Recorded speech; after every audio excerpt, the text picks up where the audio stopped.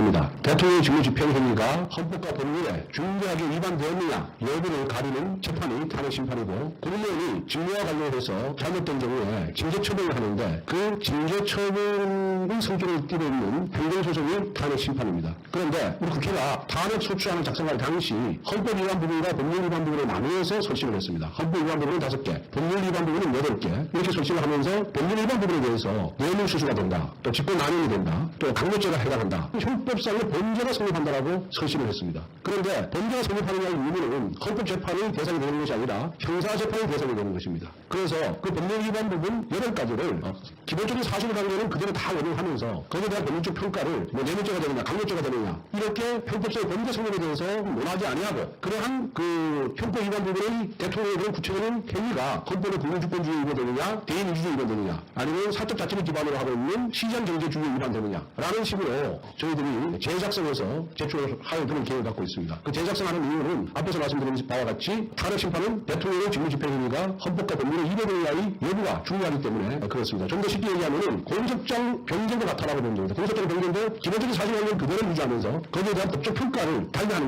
것입니다. 그렇기 때문에 국회 탄핵 소추의견처럼 국회 제적의원 3분의 이상을 찬성이 필요 없고, 이거는 탄핵 소추의견과 대리인단이 얼마든지 그 준비서면 작성해서 제출할 수 있다라는 말씀을 드립니다. 헌재 처장님, 이렇게 이 권성동 당시 법사위원장이 탄핵 일타 강사 권성동에서 지금 내란 일타 공범 권성동으로 탈바꿈했습니다.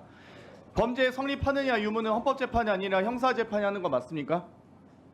헌재 처장님, 방금 권성동 당시 법사위원장께서 범죄 성립하느냐의 유무는 헌법재판이 아니라 형사재판에서 하는 거라고 하잖아요. 맞죠? 헌재도 같은 입장이시죠? 범죄 성립 여부는 그 법원에서 판단을 합니다. 그렇죠. 박근혜 탄핵 당시 의결한 탄핵소추 의결서에 있는 뇌물죄 등 범죄 성립 여부가 있었고, 헌법재판 과정에서 수정한 선례도 있죠. 그게 제 기억으로는 준비 서면을 통해서. 그렇죠. 정리한 처장님 걸로 그때 헌재 근무하셨었잖아요. 계속 쭉 근무해 오셨고. 예. 그러면 방금 권성동 원내대표가 국회 재의결 과정 필요 없다라고 했습니다. 탄핵소추 사유서 재정리가 단순히 공소장 변경하는 것과 똑같다라는 주장에 동의하십니까? 다시 한번. 탄핵소추 사유서 재정리가 단순히 공소장 변경하는 것과 똑같다라는 권성동 당시 법사위원장 주장에 동의하시냐고요? 그렇게 해서 헌재가 재판을 하셨잖아요. 당시에는 그렇게 해서 진행이 된 건 맞습니다. 그러면 탄핵소추 사유서는 대리인단이 얼마든지 준비 서면을 작성해서 제출할 수 있다라고 주장한 권성동 법사위원장 주장에 대해서 동의하십니까? 그 당시에는 그런 주장에 따라서 진행이 된 걸로 지금 이 권성동이 권성동을 저격하고 있는데요. 과거를 외면한 채 지금 뭐 찐빵 없는 찐빵이다, 뭐 무효다 이렇게 주장하고 계십니다. 근데 이런 억지 주장에 대해서 계속 무시하실 게 아니라 헌재가 공식적 입장을 내시면 안 됩니까? 입장 표명하실 생각 있으신가요?